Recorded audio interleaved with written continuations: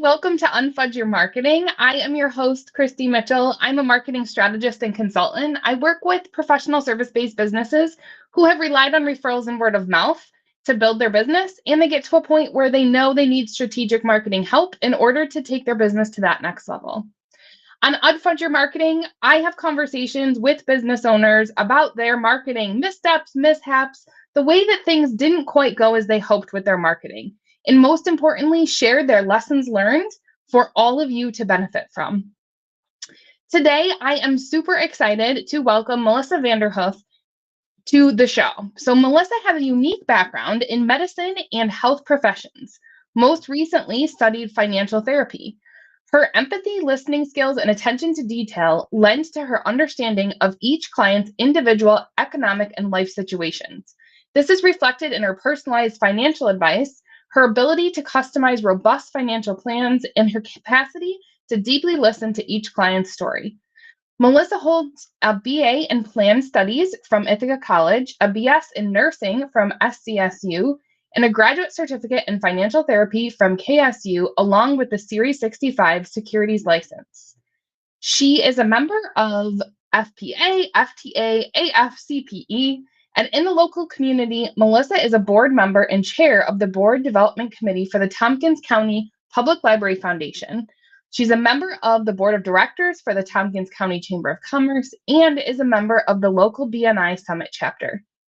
Outside of her life in finance, Melissa enjoys spending time with her husband and two young children, meditation and religious practice and study, exploring local natural spaces and making meaningful connections with people. So without further ado, I would like to welcome Melissa to the show. Hello. Hi. Hi, Kristi. So excited to have you here.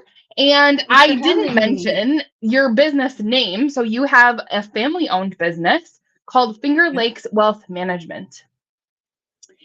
And I always like to give listeners kind of a general sense of how I know my guests that I'm bringing on the show. So Melissa and I met through a local networking group a few years back, and her and her family business has become a client of mine. So I've been working with you. Is it like a year and a half now? I forget how long we've been working together. Probably. I think it I is. think we're going on almost 2 years. Yes. Yes. So Finger Lakes Wealth Management, like I said, is a family-owned business. Melissa joined that business after it was already established, right? Reading your background, you were in the field of nursing and you left that career to join the family business. And with that, you found yourself taking on some marketing responsibilities. So why don't you tell us a little bit about that? Yes, that's true. When I came on, we had very little strategy in terms of like advertising, marketing. Um, and I was really tasked with that, with doing that, with creating something, with designing the ads, with rebranding. We're also a B Corp. And so there's certain things that we have to do around like sponsorships and donations. And so we give back a lot to the community. So we would be making ads for like local theater productions and local advertisements. And I just felt so out of my league. I was like, this is not my wheelhouse. I am not a marketer. I'm not an advertiser. I don't have this education. I don't know what I'm doing. So I tried for a while and I just was not, I wasn't able to actually like do a good job. So I reached out to you. Yes, and I want to take a minute too to just talk about this experience that you were in because I mean I'm sure not many business owners can necessarily relate to like I was in healthcare and then I went to my family business in finance and I'm sure there are other people who share your story, although it's probably not the most common. But what I do think is very relatable is small business owners trying to do their own marketing, trying Yes. to figure it out, maybe telling themselves, this isn't that complicated. I can do this on my own, right? And you guys do a lot in your local community. So it's okay, let me be involved with these different organizations here locally. And there's events and maybe we're sponsoring. And then I feel like the ball, like, it's that like snowball effect, right? It's like one thing leads to another and it just kind of keeps snowballing. And then you get to the point where you're like, I can't do this on my own. Right. Yeah, as a small business owner, you have to be a jack of many trades. You basically have to do it on your own if you're a solo entrepreneur. Um, yeah, and it's really challenging because we're not all skilled in every area of business. And so doing it yourself, building a website, making a logo, creating ads on top of whatever business you're actually running is really challenging. It can be really, really hard. Hmm. And I know, right, because I have the history with you and your family and the business a little bit, is that your brother, led a lot of those Yes. things, right? As far as Yeah, the website redesign and totally. logo development, is that right? Like working with a creative Yeah, agency to he do the loves logo. technology. Yeah, so he actually built the first website. I wish I could show you our original. We laugh about our original logo because he designed it, and now we're like, that was maybe not the best choice. But we hired an agency to help us rebrand, and that went really well. And we had like rolled out a new website, rolled out a new logo, rolled out a new brand, and it was really like that's when the momentum started to get going in terms of like content creation, and um, yeah, it just I wasn't able to continue with that momentum because I was like, this is not my wheelhouse. Yeah, Hmm. So tell us a little bit about kind of what you tried doing, right? I mean, you tried just doing it, right? Like, okay, we'll yeah. we'll figure this out, we'll do it. And what were some of the resources that you tried to engage with first to kind of help you along that journey? Yeah, so financial services has like like our independent RIAs often will have like certain services that will come do a package where it's like we'll create your content, we'll create your social media content, we'll create an email newsletter, and as long as you're kind of outside the like as long as this you're far enough away from the next from our other client, we'll work Mhm. with you. And it was good for a time. It got us started, it got us moving, it got us thinking about like what do we want to create, what is working. But what we ended up finding out was that it wasn't tailored enough. It wasn't like going to create a brand for us. It didn't link to our website. It didn't create traffic back to us for us to track anything. Mhm. And it really wasn't designed to like increase brand awareness or create branded content that was like from our voice. It was pre-made standard kind of financial services content, which can be pretty dry. Right, right.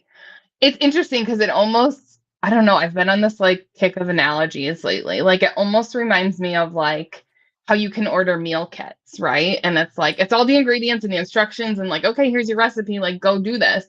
But it's not tailored or customized in any way, right? It's just like, okay, here Yeah. you go. Here's this for you and here's this for another RIA who's not located in your area, right? And they're just kind of replicating the same thing over and over again.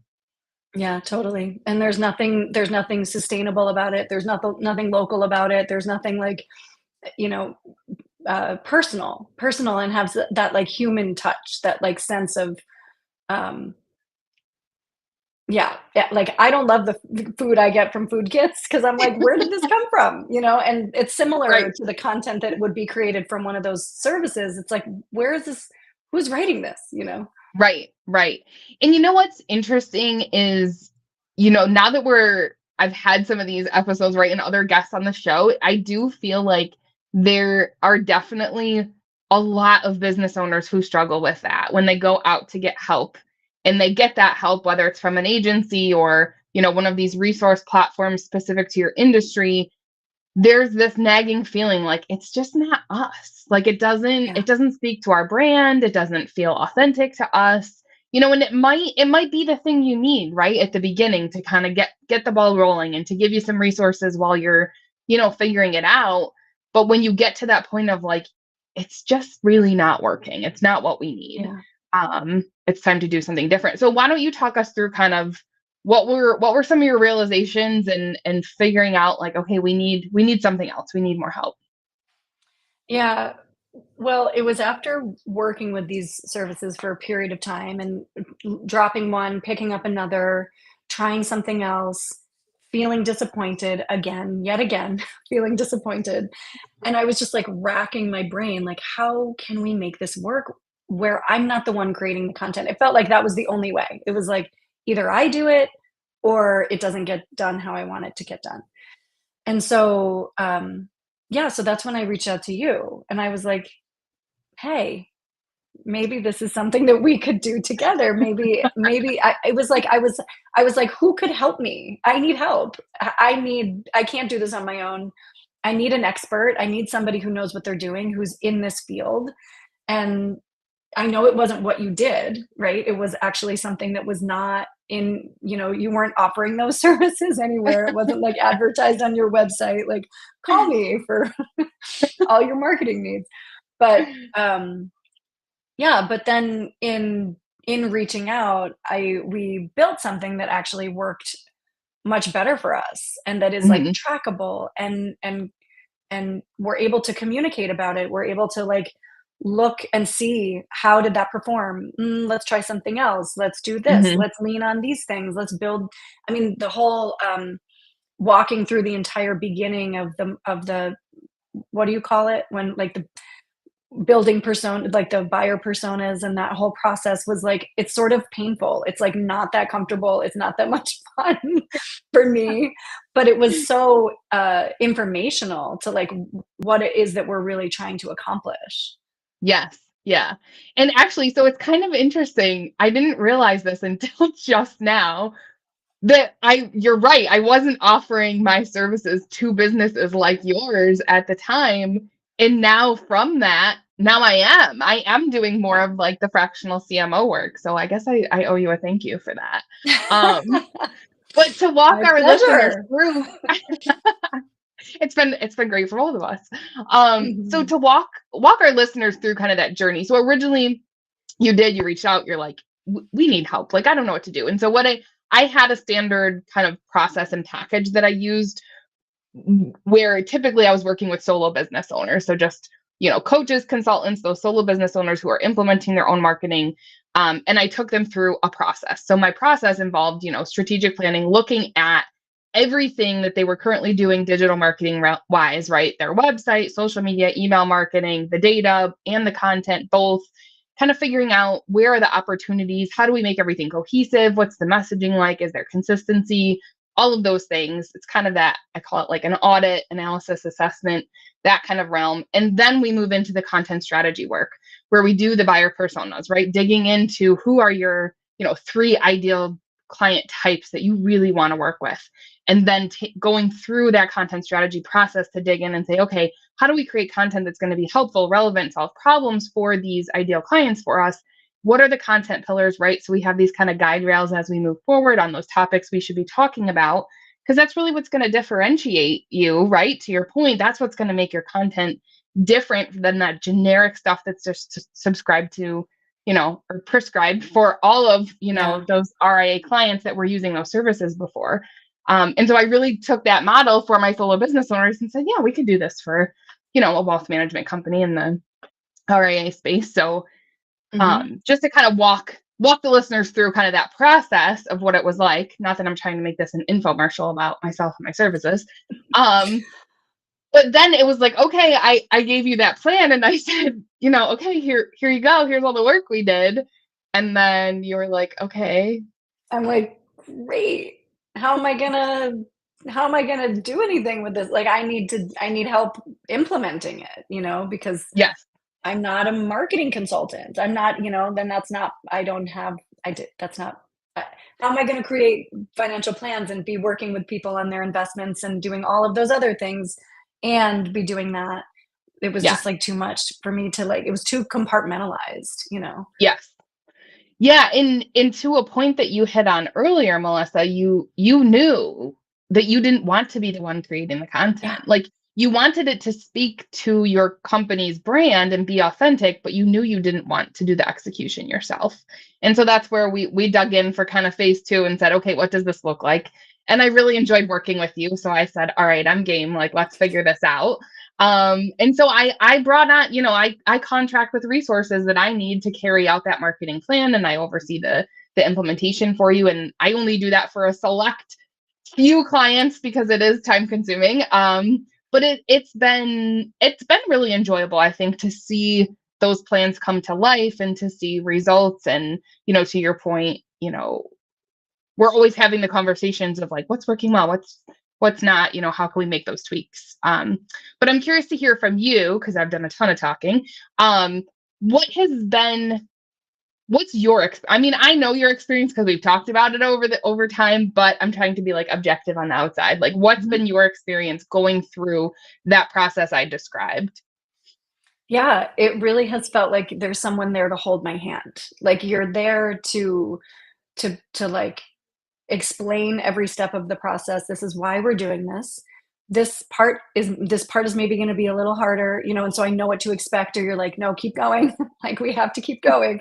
And so I'm like prepared. I'm prepared. I know what to expect. I'm not caught off guard. I'm not like, when is this going to be over? I don't know how long this is going to take. So that's like the process piece. But then also in terms of the implementation, I feel so much better about looking at our content and feeling like, yeah, that's aligned with our brand. We're like hyper local. We're called Finger Lakes Wealth Management. It's important to us that we don't come off as in certain ways like stuffy or unreachable, or that we're not talking to regular people. We try to make finance accessible to all kinds of people. And so it's really important that our content feels that way, that it has that flavor and that it's relatable and it's understandable. And we're not using, you know, difficult terms. We're not, using whatever they call it, doctor speak in medicine. It's like we're Hmm. communicating to the people. Um, and so that's been really great. It's felt so good for me to feel like I can really like rest and trust that someone who's an expert at this has it. And so as like someone who struggles with like hyper competence and hyper independence, and I'm just going to do it all myself, it's like it's really nice to be able to feel like I can just like rest and trust you, to like to incorporate the things that we've shared and that we've built together. um yeah, it's been a huge relief to me, is and to all of us, like to the entire business. It's like we have somebody who's in that role, who's helping with those things, and whose job it is to do those things, and who's skilled at those things and knows how to do it. So it doesn't feel like I'm kind of shooting in the dark anymore. Right, right. Yeah, so I'm hearing like the peace of mind knowing that it's taken care of. And again, I don't want to make this all about me. It's more so I would like to approach. I know you're fine with making it all about me because we talked about this Yes. ahead of time. I'm like, I don't want this to be all about me. Um, but I think that that's, if we're taking me out of the equation and just, saying, I think that's what's really important about finding a marketing provider that you trust. I'm not Yes. going to be the right fit for every business, and that's Right. okay. But making sure that you find that partner, like you're saying, that is actually, I don't want to put words into your mouth. So if you could describe, because I had a similar conversation with a prior guest on the show about kind of Hmm. what were those things that were really important to her in Yeah. finding that marketing partner who works and who is the right Yeah. one. Like, how do you kind of know, or what are the types of things that you kind of look for when you're evaluating that? Well, even what you were just about to do, which is like repeat back to me what you think I want, which is like usually whenever you've done that, I'm like, yeah, that's accurate, because we've had a conversation. I've said this much, and you pick out and you say, this is what I heard. That makes me feel heard. That makes me feel listened to, and that I can trust that you're receiving what I'm saying and incorporating it into the plan.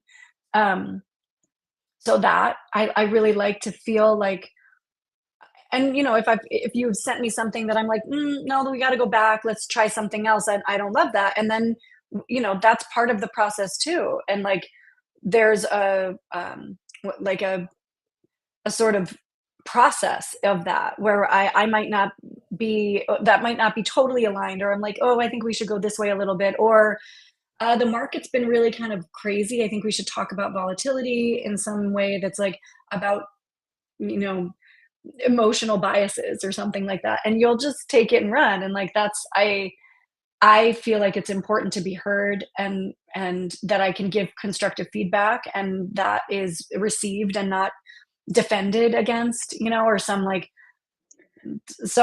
has some weird thing where you're like, oh, and now we're in a conflict because I tried to give feedback. Like, I don't want to deal with that either, right? So to be able Yeah. to have a flow of relating that is where there's alignment and Yes. where the values are similar, where we want to treat each other with respect, we want to be heard, we want to be valued, our services, our time be valued. Mhm. um, those are things that are important. I think also, like, the data and understanding that it's important for us to be able to see how things perform and to really kind of dive in and say that one didn't, maybe we take a different route, and Mhm. that one didn't perform that well, let's try this one. And yeah, those are some things. I'm sure if I like keep talking I could find Well, no, I more, think that so right, the whole point of the show is to give other business owners some tips, some guidance, some lessons learned from your experience. So I think that all of these things are really helpful, right? If there's a business owner listening to the show and they're like, okay, I know I need to do something different. Maybe I need to go hire somebody. What should I yeah, do? What should I look for? I think that all of these things are really helpful for somebody else yeah. to consider. And being and responsiveness, right? Like that sometimes Mhm. you write an email and you don't hear from somebody for a while. And so like having responsiveness is really important. Having a plan. And I think that's the services that I have used before. It would be like a lot of talk at the beginning about how great it's going to be, and then not a lot of follow through in terms of like what was actually available. And Mhm. so, and I just kept being let down by that. And I think if that's the experience, then there are other options. Yeah. It's like you don't have to settle for something. It reminds me of like talking to somebody about a relationship. Like you don't have to settle. You can have it all. Yeah. You can have your cake and eat it too. Yeah, yeah. Awesome. Well, okay, so we're giving people advice here on like things to look out for. Responsiveness is one, listening is another one. And again, Mhm. some of these are things that I've hit on with other guests as well, is those things to look out for when you're talking to marketing providers up front. What things should you listen for? One thing that one of my previous guests said, that when she brought concerns to her past provider, they were either dismissive or defensive. Yeah, And so that whole point of what you're saying is like they're really listening and kind of, I mean, you didn't say the word, but to me, it's like that collaboration, right? It's not yeah, just for like a sure. Yeah. a one-way street where I'm the marketing provider. I'm saying this is what we're doing. Like I'm the expert. Right. I know what's best. It's a collaborative approach. That's true. And I really like, as a person who isn't a marketing professional, I like to be like, what do you think? And so maybe there is something about, maybe some people are very perfectionists. I think you can't be, perfect is the enemy of good, right? Like you have to Mhm. be willing to like do some things that maybe aren't perfect in order to find your what is really good. Yes. Because that is otherwise, I feel like even with a logo and branding, I would just be like in a constant unknown of like, no, no, no, not quite right. No, that's not quite right. Like I could see Yeah. something wrong with anything from a certain perspective. But if I'm like allowing for you to do your job and for us to collaborate and listen to each other, and then for us to have a product that I like, that feels good to me, Hmm. then and that is aligned with our brand, that looks good, that sounds good, that is communicating a message that is meaningful to people, then I feel like I'm letting you do your job, and I'm also benefiting from the content that you're creating, or Hmm. what is being created there. Yeah. So maybe giving some advice about like, don't be a total perfectionist when it comes to your marketing either. Yes, I think that's a great point. And actually, we didn't talk about covering this in our conversation today, but I'm hoping you might be willing to. The the website that you guys had, because Mhm. your family, right, the business, you redid the website before you even came to work with me. And it's beautiful. It's designed beautifully.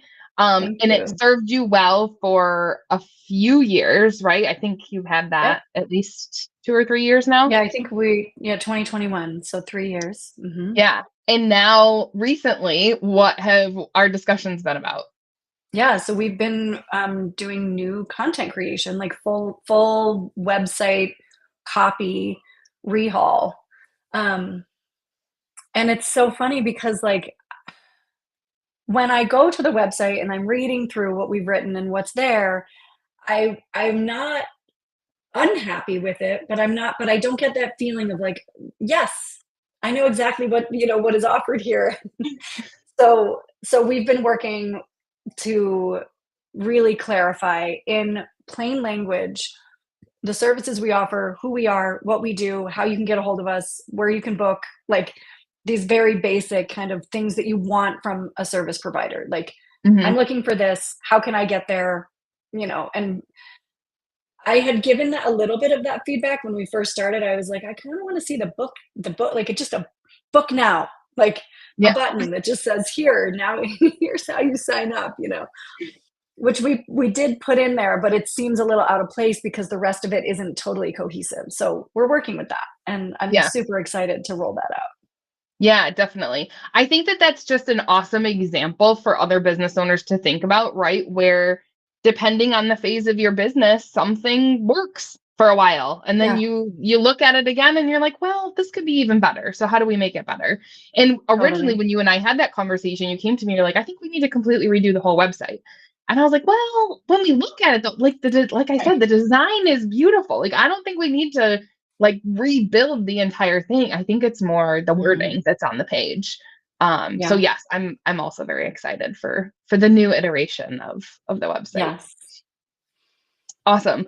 Well, we are coming up on time, and I think that we've provided a lot of helpful tidbits to our audience. But is there anything that you want to leave our listeners with? Anything that we didn't cover in the ways of kind of marketing lessons that you have learned over the years of kind of taking on this role with your family business? I don't think that there's anything more to add. I think I would just drive home the point that you don't have to do it all, that there are solutions out there that are possible, um, and it can be creative. There can be creative solutions. I think it's hard when we get stuck in a rut and we really think that like there's only one way to do something. And anytime that's the case, which is where I was like, I just have to figure this out. Um, it's time to like pause and consider other possibilities and other solutions. And often that brings forth some, new and fresh ideas. And then I also think the people.